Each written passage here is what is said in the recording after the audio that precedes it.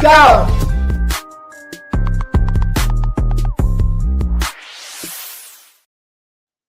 Good evening. Welcome to the Steel City Huddle podcast. I'm LeeAnn Lohman, and I am not joined tonight by Zach because he is on his way to Ireland to report back on the Steelers game. But David Connor, you know him as Relic if you watch the show, is joining us tonight. I'm excited to have him here. I figured that no one on earth wanted to listen to me just like scream into the abyss. And so I'm really glad that Relic was available to join us. And I've plugged it before. And if you don't know, I'm going to plug it again. David has written a book. It's called The 10th Mark. It's awesome. I got my copy back in the mail today because I mailed it to Relic to autograph for me so that when he's the next Stephen King, I can be like, yeah, he was my friend first. So if you don't own his book, you should go buy it. It's at Barnes & Noble. It's excellent. I devoured it. I couldn't read it fast enough. And now I'm ready for the next one. Thank so you. How are things with you? Thanks for joining us. Good. We're 2 days out from the Steelers game, so it's better than it was Sunday night, but we're doing good here. Thank you. And that's what we're going to talk about tonight. Really, what else is there to talk about other than this game? We did have some injuries. You know, Tomlin always does his press conference on Tuesday, and so we talked a little bit today. You know, leading up to the Ireland game, Highsmith is definitely out. Joey Porter Jr. is possible to come back, so that would be huge, and so was Deshaun Elliott. I think those were the big ones. So look forward to hopefully seeing those guys on the field. It's a shame about Highsmith. That definitely hurts. But Nick Herbig had an outstanding game, and I think shows a lot of promise. What's that?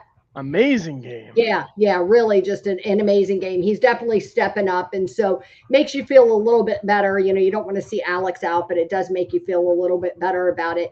So that game against the Patriots, we won 21-14. If you saw that and you knew nothing about what happened in the game, you'd think, oh, I'm surprised we let them score 14 points, but that's not that bad. But I don't think it really tells the tale of just how stressful that game was. It started off, to me, pretty strong, and then it kind of went off the rails, and we got lucky and pulled it out at the end. What was your overall feeling of that game? Did you feel like that was we won, obviously, that's an improvement, but did you feel like they're making progress now through 3 weeks? I feel like the defense definitely figured it out. You didn't really see a lot of the same issues in week 1 and week 2. Figured it out.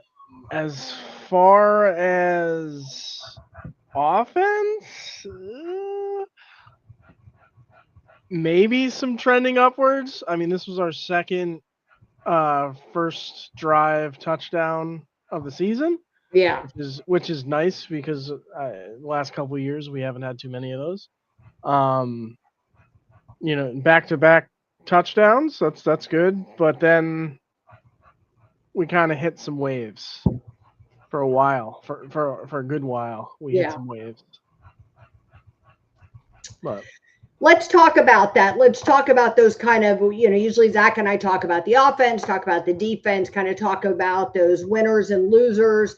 So you alluded to some of those struggles the offense had. And then I think you're right. Like, to me, it felt like at times there was like some flashes of brilliance, you know what I mean? Or some strong performances. And then at other times it felt like, they just didn't have things together. And I thought this was really interesting. I won't read the whole thing because it's long, but Jack Sperry had put out on Twitter today that he's not even joking. The Steelers may need to pivot to a completely different offensive philosophy mid-season this year if they want to turn things around. And here's why. He said the offense was constructed this offseason with a multiple tight end vision that would, quote, theoretically give them an advantage in the run game and create matchup problems. But that kind of hasn't worked, take away that downfield passing game from Rodgers. He says, how can you be so bad as a run blocking unit where you consistently not only have the size advantage, but also the numbers advantage, yet you can't move the line of scrimmage consistently enough to force teams to respect your ground game? If the extra tight ends on the field aren't benefiting, then why keep running those sets? I think he brings up a good point. He says that last year, Kellen Moore and the Eagles tried to get Jalen Hurts to operate a more, quote, pro-style offense in the first four games, and it wasn't working. And when they had their week 5 bye, they had to make adjustments. Those adjustments led to the Eagles winning the Super Bowl. I'm not implying that the Steelers are ready to win a Super Bowl this year with some minor adjustments, but what do you think of that idea that, like, they implemented an offense and it just isn't working and maybe they need to change tactics? I think as far as implementing better offense, I think they need to stick with what's working and stop.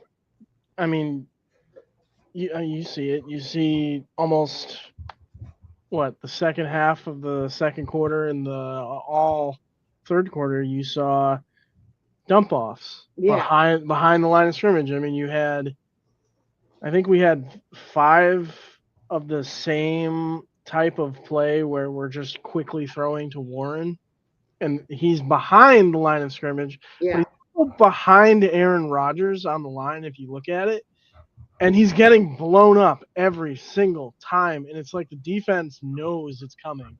Yeah.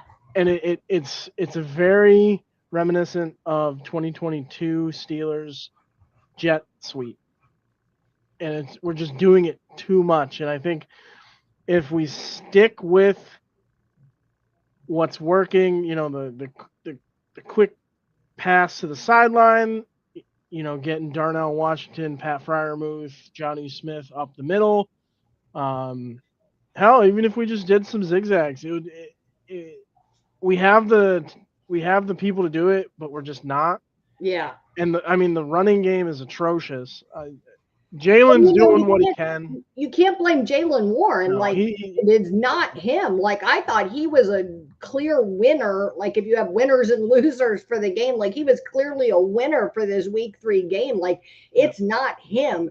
He can only do what he can do. And that very first opening drive where they had those nice running lanes opened up for him. Do you know what I mean? You saw him work his ass off to pick up yardage, but then after that, when the run blocking kind of collapses, it leaves him in a weird position where he's not able to.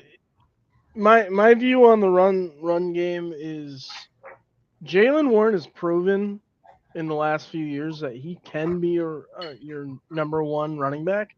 Yeah. But he's not your every down running back. We need to. So for example, Jalen Warren likes to run in, and then he does his twists and he's turning and he tries to get that extra 2 yards. Yeah. He's gonna get it if we keep running him like we are. He's gonna be beaten down by week 8, and why aren't we, at least giving third down snaps or first down snaps in some to KJ? Why I don't get it. He's a 3rd round. I know he's in the doghouse right now. Don't you think he's still being punished a little bit? I mean, yeah, but big mistake. Yeah. Like, can we just punish him on special teams and try to get him back in there? Like, I think sometimes with young guys like that, I think you sometimes have to, look, you smack their hand. I'm sure he felt horrible, right? You don't become a professional football player because you're lackadaisical. He's dedicated. He wants to be here. So, he's embarrassed. He's heard about it. So now it's the time to try to build him back up and get him back in there. Well, I mean, I've always, in my opinion, I've always seen coaches, not so much Mike Tomlin, but if someone drops a pass, you're like, okay, we don't want that to linger. Yeah. If someone fumbles, we don't want that to linger. Get right back in there, give them the ball, build that confidence up again. And I don't think KJ took a snap during the Patriots. I don't think I saw him at all. I don't think he did either. I'd have to look it up to see for sure, but I don't think he did. I don't think he did either. So that's Mike Tomlin for you, but give him a chance. You know what I mean? He really hasn't had a running back chance. Yeah. So he didn't have a snap. He was dressed, but he didn't play in the game. That just could be Tomlin's like weird punishment thing. I don't know. I agree with you. I mean, but I also feel like, sometimes with the Steelers, and maybe it's other teams too, and I only noticed, because I watch the Steelers so intently. But it feels to me like if something works one time, they're going to do that one thing forever, right? Yes. And like sometimes, like you beat it into the ground, and that's a little bit how I felt with Jaylen Warren. Like, sure, that worked, and he had that good run, and I felt like he was having an on day, and he was doing well. But you still have to try to mix it up, right? He wasn't having a Saquon Barkley day or a Derrick Henry day where they had like no answer for him, and he was just running all over everybody. It wasn't that kind of a day. No, and I believe for Jaylen Warren in his outing on Sunday, he had 18 carries for 47 yards. Kenneth Gainwell had 4 rushes for 16 yards. It seemed like what we saw the last 2 years. Warren took over the Najee spot where Najee was the every down back, and then as soon as our second comes in, he's fast. He's getting the first down. So, I mean, in my opinion, Kenneth Gainwell has the quicker get than Warren. But once Warren gets going, Warren's going. But maybe that quicker get is a little bit of what you need when you have an offensive line that's not blocking as well as they should be. Do you know what I mean? Right. So maybe you need that quicker get, or maybe you just need to try something different. I don't know. I feel like you have a experienced quarterback like Aaron Rodgers. I know a lot of the offensive line is young, but it feels to me like, Aaron Rodgers could handle a larger variety of plays and personnel packages, than if you were working with a rookie quarterback or even a sophomore quarterback. So it surprises me that I feel like, I don't know if they just haven't unleashed everything they have, but I mean, I think I feel so shell shocked from the past few years of like such shit offenses that, it makes me like constantly worry, like, is this all we've got? And then you watch what other teams do, watch the Lions go out and beat the Ravens, and you're like, man, like, I know we don't have those people, but we got to protect. You got to like fake it till you make it, right? You got to go out there and fake it till you make it. At least go out there and act like you can do this. So what other winners did you have from the game? Because I had Calvin Austin. I thought he had a good game. He wasn't as involved as I would have liked to have seen him, but man, I feel like that kid stepped up this year. I'm so happy for him. He made plays kind of when it counted. He had some good catches that moved the ball along, go ahead catch. And I thought he had a heck of a game. I think we've seen more and more from him. He's blossomed this year so far. As far as offensive winners, I really only had 3. That's Aaron Rodgers, Calvin, and DK. Everybody else, I mean, you had the nice catch by Jonnu. Freiermuth, while he was targeted a few times, he only had 1 reception. So I only can really give those 3 winners. Calvin with his huge critical catch in the late of the 4th. DK found the end zone. He made pretty good plays. Rodgers, I mean, you can see Rodgers is doing everything he can with what he is being given on the line. And I really think if the line could give him 2 more seconds, we'd be having DK down the side. We've been having, Calvin up the middle, Freiermuth, we're not seeing it because he's not getting the protection. So other playmakers on the offense are not blossoming like we saw last year. But yeah, if Rodgers gets those extra few seconds, I think we'd have way more winners than losers this week for offense.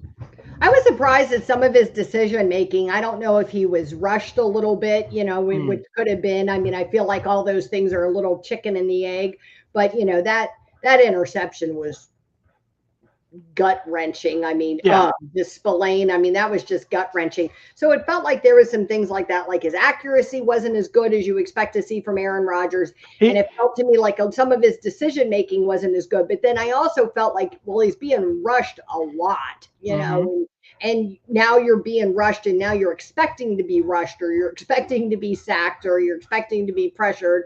And so then is that really his fault or is that the offensive line? If you I forget exactly when it happened, but Rodgers threw a in my opinion, that was a beautiful pass to Pat Freiermuth, and he just didn't haul it in. Yeah. And you saw Aaron, you saw it click. His total demeanor changed. He was mad. He was yelling at Freiermuth, and it's like, okay. And then right after that, it seemed like his accuracy was off. He was flustered. Something is going on between Muth and Aaron. And it seems like whenever 41 years old, he's won a Super Bowl. I know. 9 or 10 Pro Bowls. Like, dude, you cannot let Pat Freiermuth get you flustered. Like, what the hell? You're the most veteran player on this team, right? With the most experience, the most, you know, playoff postseason wins or whatever else. You have to like take this by the reins. And you know, if Freiermuth can't haul it in, then he deserves to be yelled at. And you've got to be able to go back out there and shake that off. Just move on. Get next play. You see quarterbacks talk about it all the time. Patrick Mahomes. And Antonio Holmes tells that story all the time about that Super Bowl catch that he reeled in, how he missed that catch and didn't make that catch just before it. And he thought, Ben's never going to give me another chance. And Ben went right back to him and he hauled it in, and it's become like one of the most iconic Super Bowl plays, right? So you have to be able to, on both sides, you have to be able to shake that stuff off and keep going. Yeah. I mean, at this point, it's back-to-back questionable plays by Freiermuth. Yeah. You kind of, I'm wondering if it's coaching or if it's just Muth not knowing the play. It feels like he's like fizzled out or something. I don't know. It feels like we don't use him. It feels like you don't hear his name being called much. It makes me feel like we're not using our tight ends correctly. Do you know what I mean? It feels like part of the issue to me, but I don't know. It's strange to me how he's kind of fallen out of favor or something. It's definitely concerning. Yeah. I don't think it's a lost cause just yet. No, I don't either. But it's weird, right? Arthur Smith is like Mr. Tight End, and so you expected, like I really expected this year, like, okay, now we got like a real quarterback. Our offensive line will be better. They're really going to use these tight ends, and I don't think they're using Jonnu Smith correctly. I don't think that they're using Pat Freiermuth correctly. I mean, you're trying to use these guys to run block for you, and that's not really working. So why aren't we using our tight ends differently in some other fashion? I mean, I'm hardly seeing Washington on the field. Right. And Rodgers talked a lot about him in the preseason. You know, he didn't have to bring up his name. It's not like people were asking him. And he talked a lot about how, you know, he felt comfortable with him and all of it. So I expected we'd see him a lot more. Yeah. There's something going on the offense, whether that's the O-line not giving enough time so plays are not developing quickly enough. Right. Or Rodgers is uncomfortable with how many times he's been hit, because he has been hit a lot. And that can't feel good. No. At 41 to be. Hit like that. The positive from it is I don't believe he took a sack yesterday. Yeah.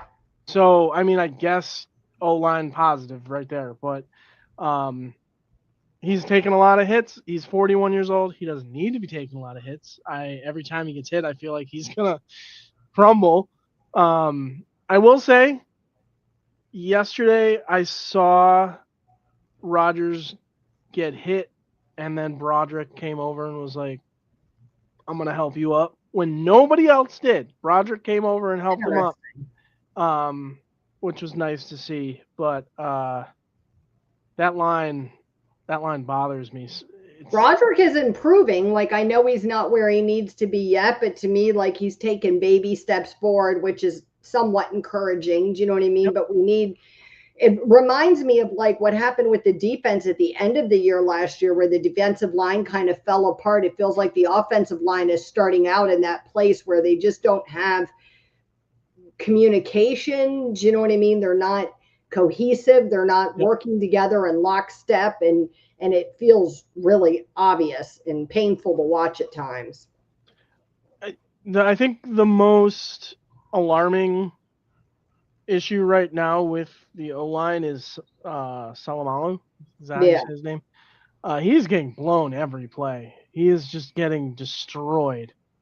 And I know I've been very critical on Twitter, in the chats about Broderick, but I don't think he did very bad yesterday. It was not right. Comparatively speaking, do you know what I mean, to what we've seen from him in other games and what we've seen from other linemen. I didn't think it was a bad game for him. To me, he is making some baby steps forward, and that's good, because I was really concerned that he was like so far in his head about the struggles he'd been having that he wasn't going to be able to shake this off. Do you know what I mean? And for a first round pick, you know, you need him to step up. You need him to step up. And it's frustrating when you had someone like Dan Moore, who struggled, admittedly, but was like a 4th or 5th round pick. But you saw that guy show up every year and like work his tail off to get better, right? Good attitude, helping everybody else. And then you got Broderick there, and he's his 1st round pick, and it feels like he's not really trying to make those strides in the same way. So this now starts to feel like this season, to me, now feels like he's trying to make those strides. And look, I'm not saying he wasn't trying before. It just didn't look that way as much. Yeah. No, I mean, we've talked about it before, me and Zach, and a thing that bothers me about Broderick, and I've seen Salamalu do it a little bit, he just stands there.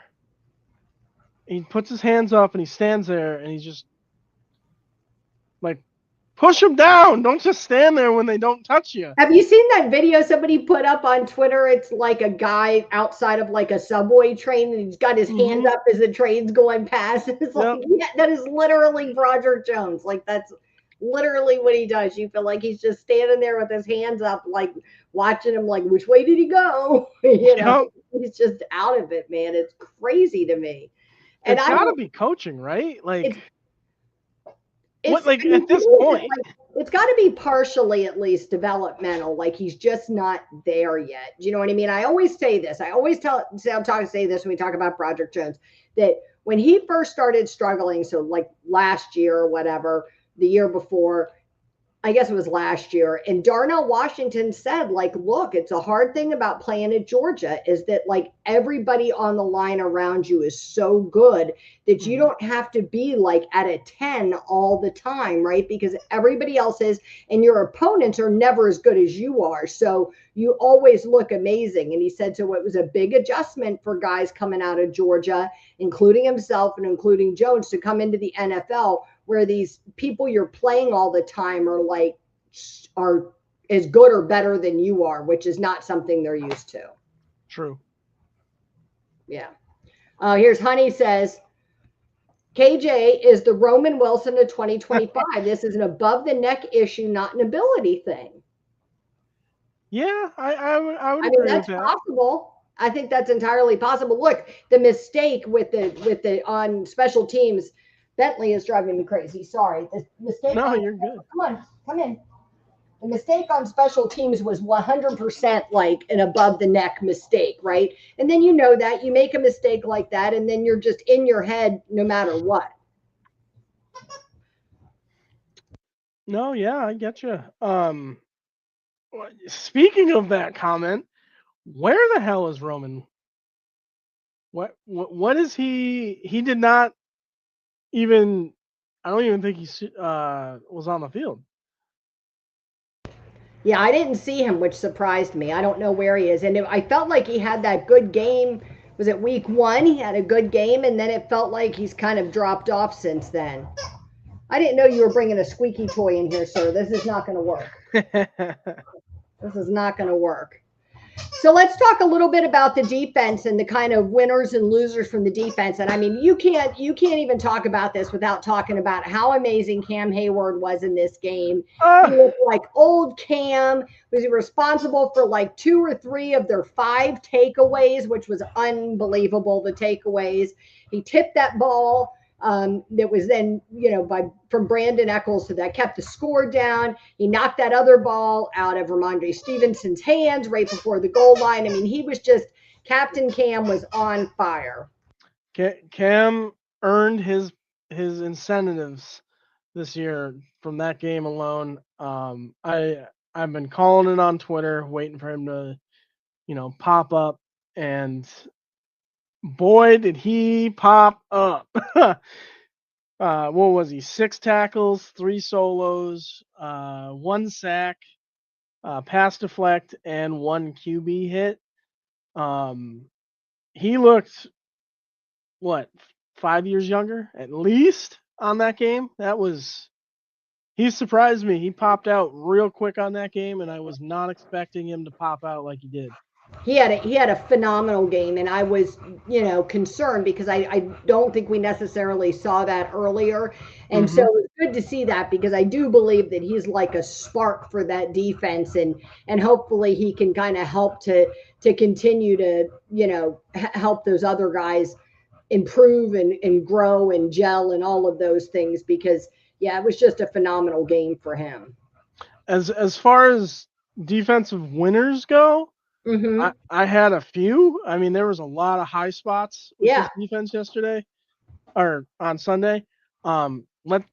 Derek Harmon, he got some wheels. He almost had that sack, and that would have been a huge sack for him. Yeah, coming off of injury. TJ Watt, we finally got to get the sacks on board with TJ Watt, though I feel like he had a few concerning holds on him on Sunday, which bothered me that we're not getting called. Zach sent me too. Zach's favorite thing is like the slant chart for how they work their offense away from TJ. And once again, like the entire game, funneling everything away from TJ. So Nick Herbig, I mean, oh my God. Find a way to get Nick Herbig, Alex Highsmith, TJ Watt, and Cam Hayward on the field at the same time. Oh boy, will they make. And it feels like a really bright future for Harmon. I mean, considering, this is his debut kind of game, and to come out and have that strong of an outing as a rookie in your first professional game, I thought was huge. To have a sack that early in the game, it had to only boost his confidence and all of those things. So I thought, Andy's missed 4 or 5 weeks being injured. So, not only was it his first game and you have this strong showing, but it's also coming back off of an injury where you've missed a whole bunch of time. So I thought that was huge for him. I agree with you about Herbig and Watt. They both had good games too. And I have to pause here. I messaged Zach immediately when I saw it. I don't know if he spoke to you about it. TJ Watt and Nick Herbig had a huge moment in the game where they both sacked Drake May. Yeah. And Drake May's head bounced off the turf, and he even said in an interview after, he got up off the ground pretty quickly because he didn't want to be pulled off by NFL spotters. Right. And I mean, you saw it. He hit the back of his head and he grabbed his head immediately. Yep. I feel like that is a fail on the Patriots and a fail on the NFL spotters. He should have been pulled off immediately. The Patriots were never going to keep him out of the game. No, they're not going to. And I think that to me, that goes to the coaches too, right? Like you have to, as a coach, you're standing there. If a guy sitting at home on his couch can see that this happened to him, then the coach that's only job is to stand there and stare at Drake May's head certainly should have noticed, that it bounced off that way. And you should know your personnel well enough to be able to know when maybe they're a little wonky and, he might need a minute. I believe it was 2 or a minute and a half till the half. So why not pull him off? Right. And just take him and get him evaluated real Right. fast, make sure he's okay. Because if he's not okay, what is the alternative, right? So that bothered me. That bothered me a lot after that. But I was glad he was okay. I'm glad he was able to continue. He had a phenomenal game against us. As far as the rest of the defense, I'm a huge Cole Holcomb fan. I was really scared we were going to let him go this year. He is getting increased role. I love that for him. Yeah. Brandon Eccles, he had that red zone interception. Beautiful. Jabril Peppers, hello. Welcome to Pittsburgh. Thank you for that fumble. Yes. But I pretty much had those 7 players as winners. As for losers, Chuck Clark, man, gotta catch those interceptions. Yeah. Gotta catch those. Yeah, you gotta catch those. Peyton Wilson, not a great game. No, especially after I felt like he had a pretty good one the week before. It felt not as good. I will say. But I thought the linebackers and coverage in general weren't great in that game. Just in like a blanket statement in general, they weren't great. Safety too. Peyton Wilson had his snap count cut too, because last week he was at 86%. This week he was at 47%, which is surprising because he did very well last week. Yeah, I don't really understand that. I don't ever understand it when that happens, because you're right, he did perform well last week. So I don't know why he didn't. It just feels like Wilson struggled to make that impact in this game. Like it just wasn't there, for him in this game. And I felt like that for the linebacker room in general. Like I said, it just was not the best showing. Do you know what I mean? Where other things were good. I also felt like that whole 3rd and 4th down thing, like we've got to tighten up on those, right? We have those takeaways, and I think that masks like how much we struggled in situational football in other parts of that game. I think at one point the Patriots, they finished with a 6-13 record for 3rd down efficiency, but I think at one point they were 6 for 8, and it was just didn't matter. If they wanted the 3rd down, they were getting the 3rd down, and it was infuriating. Even though, I mean, players like Peyton Wilson, he had stat-wise, he had 7 tackles, 5 solo, but nobody could stop the 3rd down run. And that feels like we're picking up like right where we left off at the end of last season when we'd losing those 5 games. Like you feel like you're right back in that situation again, and that's really frustrating, because both on the offense and defense, it feels like where you made all these big investments, those investments aren't necessarily paying off in the way you expected them to. Now, maybe they will. Maybe this is just still early days. We're only 3 games in. You know what I mean? Yeah. These guys are still getting to know each other. So maybe there's that as part of a factor, but it does feel a little bit like there's a lot of investment for not enough return right now. Yeah. We went out and got some pretty big names in our secondary, and it's just Slay. I'm not really seeing the impact. He's letting a few touchdowns go now, and it's something that the Steelers have always done the last 5 years. It's bothered me. Our coverage in the secondary is just, what are we doing? Like we lock them down for 3 plays, and then it's a pivotal point in the game, and then there's someone wide open in the backfield. It's just like, huh? What are we doing? Right. Let's talk a little bit about this upcoming game in Ireland. So the Steelers will be playing the Vikings. Last time we played the Vikings overseas, it was in London. We lost. How are you feeling about this game? Because holy cow, I have the Vikings defense in fantasy, and they got me like 27 points or something on Sunday. They had 2 touchdowns. Yikes. Not good. I'm hoping they expended all that energy and they play like shit in Ireland. They eat bangers and mash and a lot of Guinness and play like crap. I'm not feeling too great about this game. Something that's bothered me a lot the last 3 years. If you look at our quarterback situation, we've had 6 or 7 quarterbacks now. I think it's 7. We have so many games where we are under 200 passing yards, and we know what kind of caliber these quarterbacks are, so that shouldn't happen.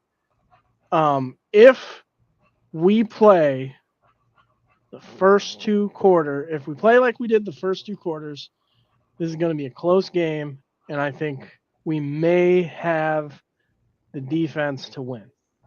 If we play like we played in the 3rd quarter and in the 4th, it's going to be a long day in Ireland, and it's going to be embarrassing for how much the Roonies have been touting this game. Oh, yeah. I mean, don't know when the Steelers have to be like Ireland's team, right? Yeah. I don't know when we arrive to Ireland. Yeah. I was going to say that. I mean, in the past, I know that that's something players have talked about has been a concern, is that when they've traveled for these games, the Steelers don't necessarily, the franchise doesn't give them enough time to kind of acclimate once they get there. And that's a big adjustment. So I don't know when they leave. Thursday night. Ugh. Steelers leaving for Ireland. Why wouldn't you just go like Tuesday and have all that time to acclimate and practice there? Yeah. That doesn't feel like enough time. The team will depart after their practice on Thursday, September 25th, to accommodate travel plans. Yeah. I'm with you. I think we should have left. Hell, we should have left Monday, Tuesday. As soon as you can. I mean, I don't know, I don't know what the rules in the league, for all that, what the actual rules are for all of that. But you're playing Sunday at 9:30 in the morning, our time, right? So that really only gives you like 48 hours to adjust or something by the time you get there with the time change. And I mean, it's a big adjustment. I mean, I've been to Europe and I didn't play a professional football game, and it's still like the time change kicks your ass. I have we got fans headed over there today, and we don't have a team headed over there. I'll actually, after the podcast, I will send you a video that I have saved on YouTube. It actually goes over teams that go overseas and all the prep that they do for that. And it's a year in the making. It's a little worrying that we're going on Thursday when other teams will arrive on like Tuesday, because it's like a 24-hour difference when you're going. So I hope that this Thursday travel doesn't impede on anybody and make them jet lagged or whatever. But I wonder if the Vikings are leaving the same. Well, that's what I was just wondering, is when the Vikings. Oh, it says the Vikings will leave for Dublin on Thursday evening. Same time as the Steelers. I guess it's an press conference today. So look, you have to take that shit off the board as an excuse if you're the Steelers or the Vikings. Whoever loses, that can't be your excuse because the other team traveled at the same time as you. Yep, 100%. So I mean, that comes down to, if we play bad on Sunday, that comes down to coaching, getting everybody ready for the game. Not necessarily Mike Tomlin and the OC or the DC, but more of like the strength and conditioning coaches, getting people hydrated, getting people accustomed. I know a lot of teams have strict, diets when they're away. They have strict curfews. So the Steelers are notorious for being hush-hush on what they do for that stuff, and it bothers me because I want to know so bad. I know. I want the details too, but I'm almost glad they don't say, because I say this all the time to Zach that like anytime that Mike Tomlin says anything or tells people anything, all it is an opportunity for the complainers to complain. You know, so whatever it is they did, it would be wrong, it wouldn't be good enough, somebody else does it better, whatever. I love those NFL film videos they put on Yeah. YouTube of like going behind the scenes of each team and I do seeing how they get their food ready or seeing how they get their stuff ready. Nothing for the Steelers, and it's like, come on. No, I tried to kind of get a peek a couple of times.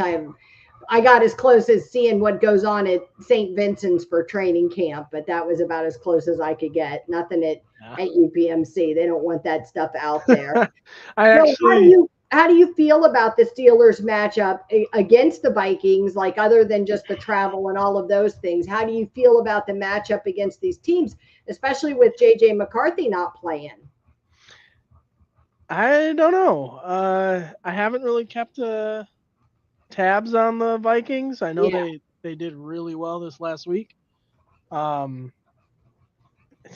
long as we keep Justin Jefferson in check and the run game doesn't get out of hand, I think we should be all right. If the injuries stay down, then we should be all right. I'm not overly worried. Right. Wentz has a 1-1 record against the Steelers. I just looked it up, both when he played for the Eagles. So he's won one and lost one to us. So it's not like he's dominated us or something in his kind of wacky career. Well, I mean, the Vikings aren't, 2021 Chiefs, or they have their flaws. So I'm not overly worried about the Vikings game unless things are catastrophic. We should be all right. Yeah. I don't see why we wouldn't be able to win that game if we're playing hot like we did in the first two quarters. And I have all the faith in the world that Aaron Rodgers will be able to stay in the game. Yeah. Aaron Rodgers has won 17 of his 30 starts against the Vikings. He's had one tie. He's very familiar with them, obviously, from his time in Green Bay. So maybe that helps some, although this is a different Vikings team than the one that he played in the past. So it'll be interesting to see how he fares against this, new and improved team. It'll also be interesting to see if the Steelers can, the Vikings defense obviously are not slouches. So it'll be up to the Steelers offensive line to see if they can really step up to the occasion in this game and protect Rodgers so that they can get the ball out and also, be able to get some effective runs off. And I think they're going to need that balanced offense if they're going to beat this Vikings defense, because the defense is really good. Yeah. I think Javon Hargrave and Andrew Van Ginkel are on their defense. I think they're going to be the biggest pass rush issue for the Steelers. Ivan Pace Jr., just from looking at his stats, he could be a problem. He leads the team in tackles. So it's really going to depend on that O-line against their defense. As for their receiving, I'm really not worried. Justin Jefferson is the only player on the team that has over 100 yards. Yeah. So, I mean, take that with a grain of salt. Adam Thielen ain't gonna break nobody's ankles. No, he's 47 or something, so he'll be fine.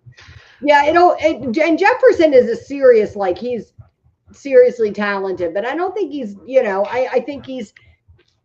I think he doesn't have a lot like we had with last year with George Pickens. He doesn't have the supporting cast around him, where it makes it easy to kind of just hopefully focus on him and kind of tamp down his effectiveness a little bit. So hopefully they'll be able to do that, because it's not like there's a million different weapons on this offense. That the Steelers offensive line, it's really, to me, it's going to come down to that, whether they can step up, whether the defense can stop the Minnesota run game, because it's pretty good. So they'll have to be able to stop them from running the ball over us. And our offense line is going to have to be able to allow our offense to be able to work and buy Aaron Rodgers some time. So it'll be interesting to see if any of those things come out. It's such a weird time to watch a game, but I'm glad that it's not like 10:30 at night like some of those other games are. I think it's at 9 in the morning, right? 9:30 in the morning. Yeah. Yeah. I'm going to have to wake up for that one. Jesus. Yeah. Well, I'm up, but I like low-key love that. I like that better than, although it's like I said, it's weird because like I told you, we just moved. So Saturday and Sunday are my big days to like try to get stuff done around the house. Then I'd stop and I'd watch the game and then I'd go back to work. So now I'm going to have to like get up and watch the game, which is weird, but I'm still glad it's not at 10 o'clock at night. I don't like staying up for the late night games. I'm not a night owl. Right now I'm in the middle of writing my second book, so I'm up, 3-4 in the morning trying to get that done. But that's crazy. I'm with you. If I'm get my book finished, because at like 9:30 I'm like, oh, I'm so lately it's been like that. I can't do it. All right, Relic, I appreciate you joining us tonight. This was awesome. Thank you so much for being here. If you're watching the show, we appreciate you watching. Please do me a favor and like, share, and subscribe to the podcast. You can follow all of us on social media. Hope that Zach brings us some luck in the Emerald Isle, and we will be back next Tuesday. Thank you. Have a good one.